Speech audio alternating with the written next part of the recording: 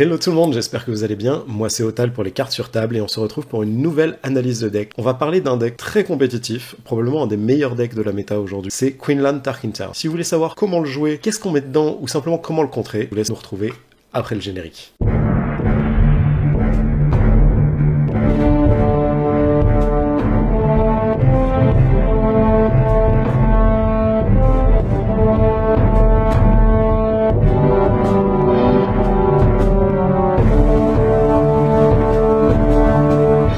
En quelques mots, c'est un deck qui est plutôt du type aggro. Le but va vraiment être de race l'adversaire au niveau des points de vie, mais contrairement à un deck aggro à la Sabine où on va vraiment juste essayer de remplir le board et d'attaquer avec relativement peu d'interaction avec l'adversaire, le deck a un léger côté mid-range qui va réduire les options adverses, qui va incliner ses unités, lui en renvoyer. Il y a aussi pas mal de combat tricks, des cartes qui permettent de rajouter des dégâts et des attaques inattendues, donc quand l'adversaire se dit « Oh c'est bon, je suis tranquille, il n'a que tant de dégâts sur le board », bah tout d'un coup vous pouvez faire beaucoup plus de dégâts. Il y a aussi deux packages hyper intéressants dedans, le package Force et le package Défausse, tourne autour d'une carte très importante qui est Projection de Force, qui rejoint les deux packages. Donc vous allez pouvoir mettre des dégâts à l'adversaire, push beaucoup de dégâts, et à côté vous allez pouvoir aussi réduire ses options avec beaucoup de Défausse. Par contre le deck est vraiment board-centric, vous n'avez pas d'autres conditions de victoire que de battre l'adversaire de façon claire et nette en lui mettant des dégâts dans la tête avec vos unités et votre leader. Ce qui fait que si vous jouez face à un adversaire qui a beaucoup de gestion de board, qui va pouvoir incliner vos unités, qui va pouvoir les détruire, faire des meilleurs trades que vous, ce sera plus difficile de gagner. Déjà, le leader. Queenland Voss est sorti au 7-3. Son effet, c'est quand vous jouez une unité, vous pouvez incliner ce leader, dans ce cas, infliger un dégât à une unité ennemie qui coûte autant que l'unité jouée, et le autant est très important. Lorsque vous le déployez, si vous contrôlez au moins 5 ressources, ça devient une 3-7, et lorsque vous jouez une unité, vous pouvez infliger un dégât à une unité ennemie qui coûte autant ou moins que l'unité jouée. Et là, tout de suite, on voit que ça devient un peu plus vénère. Déjà que le faire avec le même coup, c'était fort, mais c'était une fois par tour. Là, ça devient, tant que le leader est déployé, si vous jouez des choses, tout ce qui est au même coup et en dessous peut prendre des dégâts. Et évidemment, un pairing assez naturel qui va avec, c'est Tarkington Town, puisque ça vous permet pour une action épique d'infliger 3 dégâts à une unité non leader endommagée. La decklist que je partage là, c'est la mienne, elle sera en description, il n'y a pas de souci. J'ai eu pas mal de smuggle, notamment le Hotshot Blaster, L3, Cassian, qui sont des très bonnes unités et qui du coup vous permettent de ne pas utiliser votre main pour les jouer. Et bien entendu quelques tech cards. S'il y a une évolution de la méta, s'il y a une ban list, évidemment la liste pourra être amenée à changer, mais ce que j'espère c'est qu'en vous expliquant pourquoi les unités sont là, vous aurez la capacité de changer votre liste pour adapter à votre méta locale, ou simplement adapter aux bans ou restrictions qui ont été imposées s'il y en a. Donc déjà, le premier package dont je veux parler, c'est le package Force. Le package Force, il est centré sur 3 unités, le leader et Projection de Force. Projection de Force, j'en ai parlé tout à l'heure, c'est probablement un des meilleurs événements de tout Star Wars Unlimited. Pour 1, vous choisissez un joueur, ce joueur défausse une carte de sa main, et si vous contrôlez une unité Force, vous pouvez infliger à une unité des dégâts égaux au coût de la carte défaussée. Ça peut être l'adversaire, ça peut être vous. Tant que vous avez une unité Force, vous pouvez à peu près faire ce que vous voulez.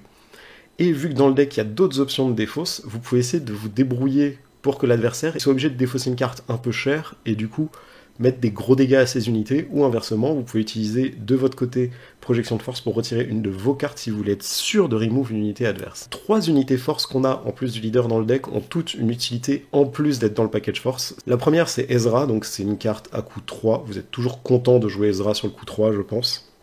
Ou sur le moment où vous avez 4 ressources parce que vous pouvez jouer Ezra et menacer une projection de force.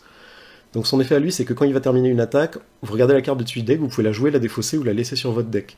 Il y a pas mal de petits tricks à faire avec lui, notamment en fin de partie, où par exemple vous pouvez attaquer avec lui, et si vous avez une autre unité sur le board, vous voyez au-dessus de votre deck un combat trick, comme par exemple l'attaque surprise, et tout d'un coup vous pouvez attaquer avec 2 unités d'un coup, ce qui peut donner le létal et vous faire de l'économie d'action. Mais vous pouvez aussi juste défausser les cartes du dessus du deck, et faut pas hésiter, parce que vous allez pas aller à la meule avec ce deck, faut pas hésiter à défausser des cartes qui vous intéressent pas, ou dont vous aurez pas besoin, parce que vous savez que vous les avez en 3 exemplaires, et vous vous dites c'est pas grave, je la verrai plus tard. Ahsoka, c'est une nouvelle addition qui est arrivée dans le set 4. Pour moi, c'est une des cartes qui a propulsé le deck à un gros niveau compétitif, alors que le deck était déjà bon avant. C'est une fois joué, votre adversaire défausse une carte de sa main. Si c'est une unité, vous pouvez incliner une unité.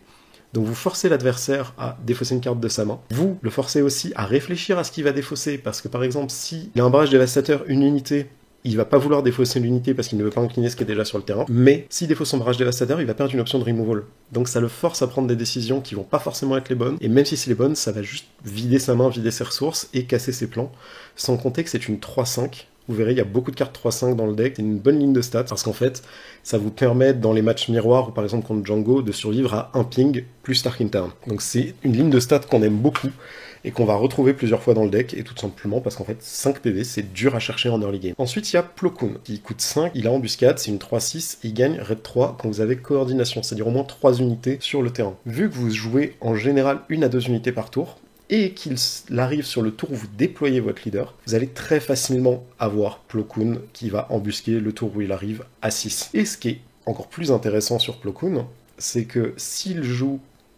attaque avec 6 d'attaque, et que votre adversaire a un leader qui a 7 PV, qui se déploie à 5 ou plus tôt, en fait, vous pouvez lui faire le ping avec votre leader, puis les 6 dégâts avec Plo Koon derrière, et du coup, vous pouvez gérer à peu près tous les leaders qui se déploient à 5 ou avant, qui ont 7 PV.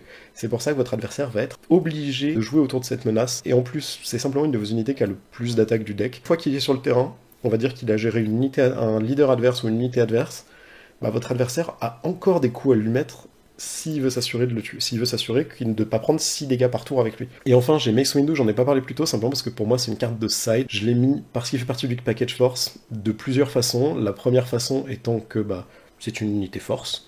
La deuxième façon, c'est qu'il fait partie de ces cartes que vous pouvez défausser en fait avec projection de force pour détruire un leader adverse. Et si votre adversaire, par exemple, vous avez déjà utilisé, vous avez déjà mis une Ahsoka sur le terrain, se dit c'est bon, je peux déployer mon Django, mon Quinlan, mon Piet, qui a 7 PV, vous pouvez lancer la projection de force et dégager le Mace Windu. Donc c'est une carte que j'ai mis dans le sideboard, mais c'est une carte que je trouve très intéressante, et tout simplement, il fait aussi partie d'autres packages qu'on va explorer plus en détail, notamment parce qu'il a une embuscade, mais que quand il élimine une unité, vous le redressez, donc il peut soit clear un board de plusieurs petites unités, soit il peut clear une unité en embuscade et après représenter 5 points de vie sur la base adverse. Le deuxième package le plus important du deck, et vous allez revoir des cartes dedans qui viennent du premier package force, c'est le package Défausse ou Hand Hate, donc haine de la main. La traduction est moche, mais au moins comme ça vous avez l'idée. Donc on y retrouve déjà Ahsoka et la projection de force. Ahsoka, comme je vous le disais, c'est une des meilleures cartes du deck, projection de force aussi.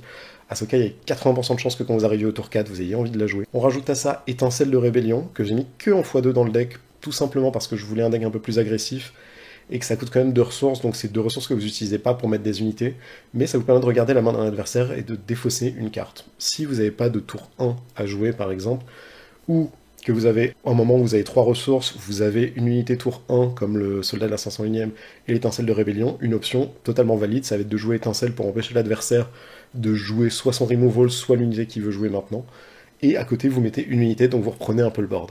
C'est très dur par contre, je trouve, dans cette méta, de jouer étincelle de rébellion et de jouer rien d'autre, parce qu'on est vraiment sur un... On a une envie de contrôler le board, et du coup si vous le jouez juste à nu comme ça, vous pouvez perdre beaucoup de points de vie dans la course, parce que si les adversaires savent jouer autour de cette carte normalement. Et du coup, si vous posez pas d'unité et que l'adversaire en pose une, ça va être compliqué de prendre le board et de garder le board après. Ensuite, il y a Kira, qui en soi n'est pas de la défausse, mais se joue très bien dans cette option d'empêcher l'adversaire de faire ce qu'il a envie de faire. Déjà, elle a la même ligne de stats qu'une Ahsoka, donc comme je vous disais, c'est une ligne qu'on aime beaucoup, 3 PV, ça gère beaucoup de choses, ça fait des bons dégâts à la base, 5 points de vie, ça survit à Ping Tarkin Town, et c'est beaucoup plus dur à gérer. Très bonne carte rien que pour ses stats, et en plus, lorsque vous la jouez, vous regardez la main de l'adversaire, vous nommez une carte, et tant que votre Kira est en jeu, la carte en question coûte 3 de plus à jouer, pour vos adversaires évidemment. Ce qui est très intéressant en fait avec Kira, c'est que vous n'êtes pas obligé de nommer une carte que vous voyez dans la main de l'adversaire. Si l'adversaire n'a plus de main parce que vous l'avez défaussé, ou si il a une main mais il n'y a rien qui vous inquiète dedans, vous pouvez juste lui dire je sais que tu joues telle autre carte dans ton deck, par exemple un Luke dans un deck bleu, vous dites, du coup je vais dire Luke, comme ça il ne pourra pas jouer Luke tant que Kira est là, ou en tout cas ça lui coûtera beaucoup plus cher. Donc c'est une très bonne carte, trouvez le timing entre quand jouer Ahsoka, quand jouer Kira, ça va venir avec les games, clairement, mais en tout cas ça va être un bon moyen de bloquer l'adversaire et de le ralentir, tout en mettant un body qui va être dur à gérer, qui devrait pouvoir mettre au moins 1 ou 2 attaques avant de mourir. Et en plus, c'est bête à dire, mais votre adversaire, si la carte que vous avez nommée, il a vraiment envie de la jouer, la Kira va devenir une cible.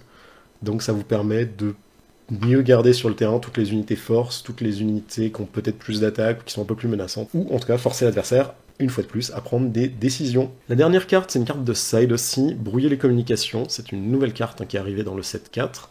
Regardez la main de l'un adversaire et défaussez-en en événement.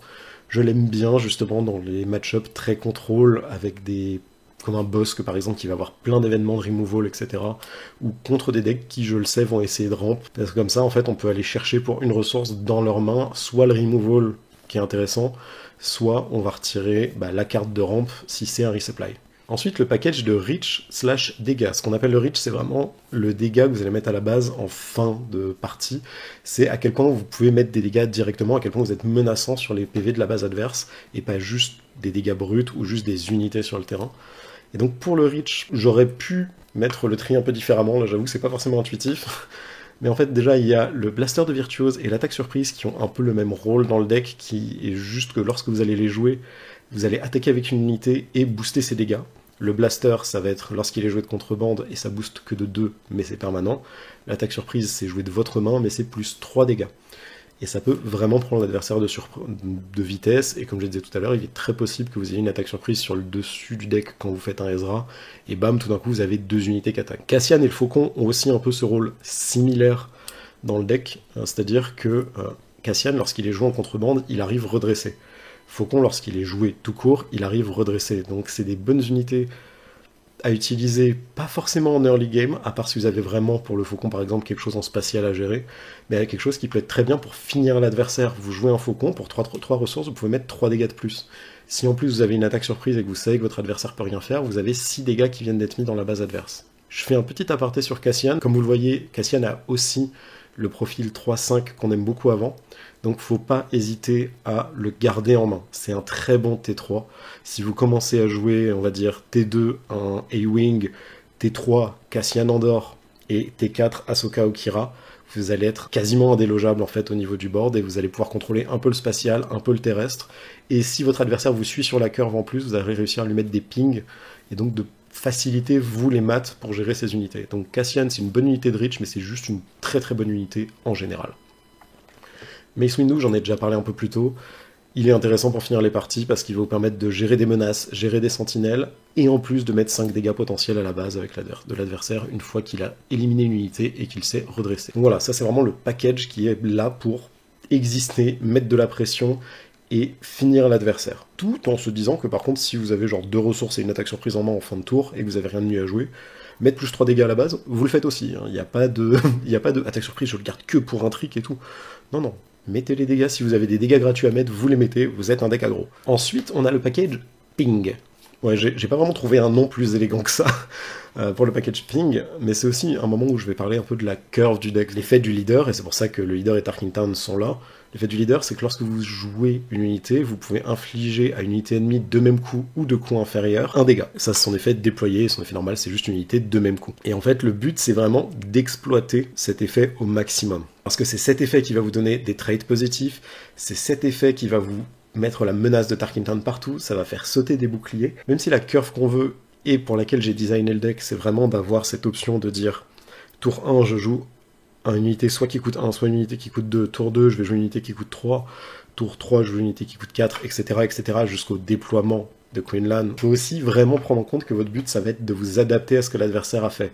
Si c'est lui qui a l'initiative, qu'il a joué une unité qui coûte 2, peut-être que ce sera plus intéressant pour vous de ne pas suivre votre curve parfaite et de jouer une unité qui coûte 2 pour lui mettre un petit ping dessus. C'est vraiment très technique, c'est vraiment quelque chose que vous allez voir au fur et à mesure. Moi, je sais que ça m'arrive, par exemple, de dire je sais que tour 1, j'ai telle unité en main, je vais la jouer, mais je vais pas jouer mon unité de tour 3 parce qu'il y a des chances que mon adversaire joue une unité de ressources 2, et donc je veux garder ça pour lui mettre un ping et tuer ça avec Tarkin Town, et à côté jouer une carte à coût 1 comme une projection de force, comme le soldat de la 501ème, etc. Faut vraiment prendre en compte que même si la curve paraît très simple sur le deck, il y a aussi un gros côté adaptabilité pour la menace. Maintenant que ce préambule curve est terminé, le leader, en tant que tel, c'est une grosse partie du package ping. Souvent, Tarkin Town, vous allez avoir envie de l'utiliser très rapidement pour prendre le contrôle du board au début et plus le perdre, mais il y a quelques situations où, si vous arrivez déjà à bien gérer le board, par exemple, si vous avez déjà joué une unité, que vous avez ping l'adversaire, que c'est vous qui avez l'initiative, vous savez que vous allez pouvoir gagner le trade en face, peut-être que vous allez garder pour pouvoir pinguer quelque chose de plus problématique après et tuer quelque chose de plus problématique après. Mais normalement, c'est quand même quelque chose d'important pour la tempo early. J'ai mis un soldat de la 501ème dans le package ping pour gérer les unités qui coûtent 1. J'ai mis le Landspeeder X34, c'est Anto de la chaîne qui m'a reconvaincu de le mettre, et franchement, je suis tout à fait d'accord avec lui. Parce qu'en fait, le Landspeeder, lorsque vous avez le joué, vous pouvez mettre un ping à une unité qui coûte 2, et ensuite il a embuscade 2-3. Ce qui fait que concrètement, vous allez pouvoir gérer à peu près toutes les unités qui coûtent 1 ou 2 dans le jeu, puisque la plupart d'entre elles ont entre 1 et 3 PV. Donc là, vous pouvez arriver, votre adversaire joue une Sabine, vous jouez votre Landspeeder, vous avez géré la Sabine et vous avez toujours une 2-1 sur le terrain qui est capable de mettre des dégâts et d'être menaçant au tour d'après. Ça fait partie de ces situations où vous n'allez pas forcément utiliser Tarkington parce que vous n'avez pas perdu de tempo en le faisant, puisque votre Landspeeder n'a pas perdu une action d'attaque, c'est juste quand vous l'avez joué, il a fait ça. Et à côté, vous avez toujours Tarkington qui reste une menace. Et si votre adversaire joue par exemple un deck qui a Tarkington et qui utilise Tarkington pour gérer votre Landspeeder, bah bravo, vous avez gagné la tempo parce que vous avez tous les deux le même nombre d'unités sur le board, 0. Mais à côté, vous avez encore votre Tarkington qui vous permettra de gérer autre chose plus tard. J'ai aussi mis Plo Koon et Han Solo, même si en soi ils ne font pas de ping en tant que tel, mais ils sont hyper importants dans le package ping, parce que lorsque vous allez en faire un, grâce à Han ou Plo Koon, ça vous permet d'atteindre ces 7 PV qui sont vraiment un breakpoint, comme on dit, donc un seuil important dans le jeu. Il y a beaucoup de leaders et d'unités qui dépendent de leurs 7 points de vie. Je pense à Luke Skywalker, l'unité. Je pense à Quinlan, à Django, à Piet, dont je parlais tout à l'heure. Donc il y a beaucoup de leaders aussi qui ont 7 PV. Et en fait, Han Solo et Plo Koon vous permettent soit parce que vous êtes déployé, donc de tuer des leaders qui sont plus faibles en y allant, et en faisant ce petit dégât qui vous permet d'atteindre les 7 PV, ou, si votre leader n'est pas déployé, de gérer des leaders du même coup. Donc par exemple, Plo Koon va pouvoir gérer tous les leaders à 5 et moins, et Han Solo va pouvoir gérer tous les leaders à 7 ou moins. Faut pas hésiter à vous déployer tôt dans un tour avec Quinlan pour justement pouvoir jouer ce combo et avoir un Plo Koon qui a coordinate directement.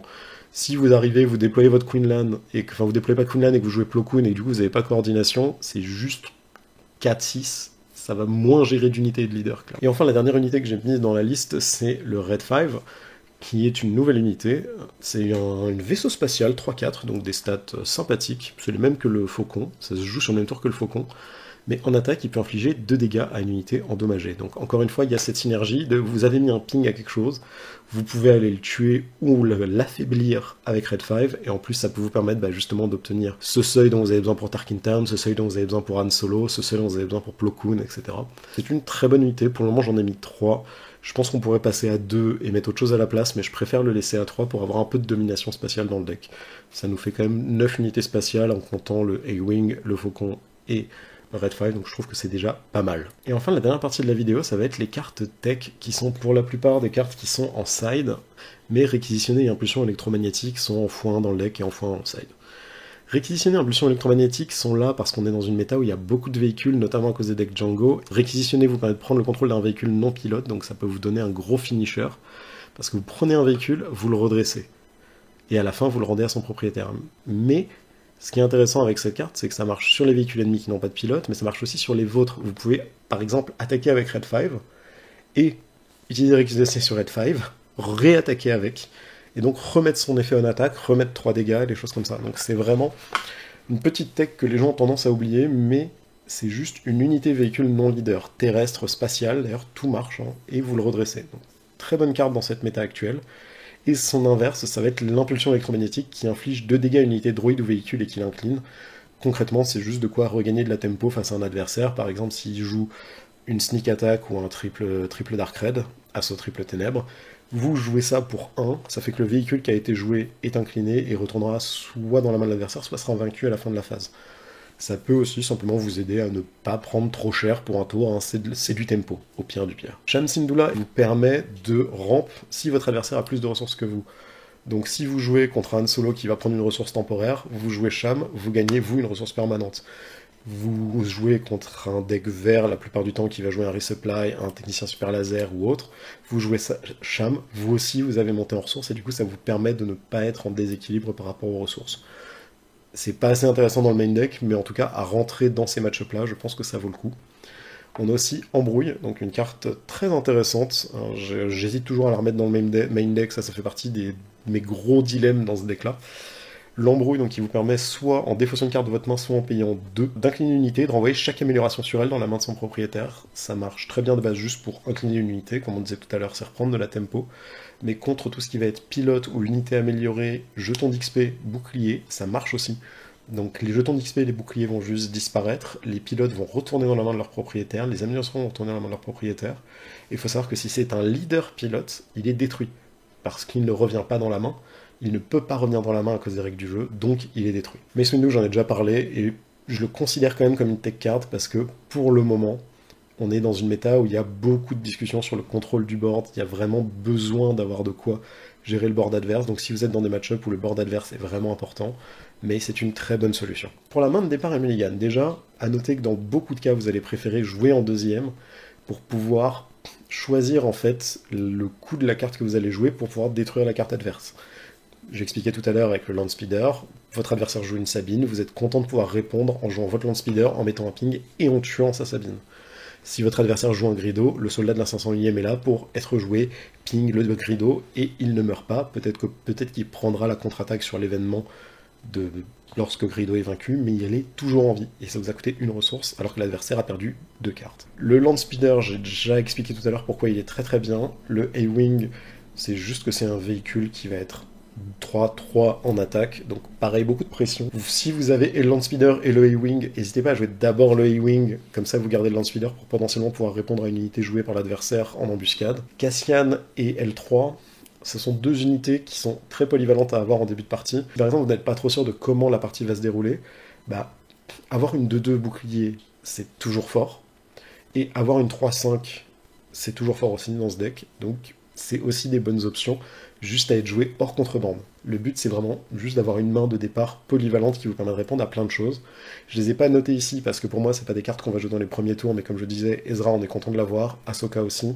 Si vous tombez sur Plo Koon, ça va être très frustrant de le mettre en ressources, donc ça va dépendre de ce que vous avez ou pas dans votre main. Pour moi, c'est ça qu'on essaye d'avoir régulièrement au début de partie, donc des unités, prendre le contrôle du board et mettre des buffs aux gens. Voilà, j'espère que le guide vous a plu. Moi, j'aime beaucoup jouer ce deck, c'est vraiment un deck que je trouve à la fois fun et très fort, et c'est assez rare que j'ai cette combinaison en ce moment, donc ça me fait plaisir. Toutes les listes que je présente, comme d'habitude, sont à adapter selon votre méta, selon ce que vous aimez jouer, selon ce que vous estimez que vous allez affronter, donc n'hésitez pas à me dire en commentaire si vous avez testé autre chose, s'il y a des cartes que vous vous étonnez de ne pas voir dans mon build, si vous pensez que tel build serait mieux ou autre. Moi, je prends vraiment tous les retours constructifs, donc vraiment, merci en tout cas à tous ceux qui nous suivent, et à très très très bientôt. Ciao tout le monde.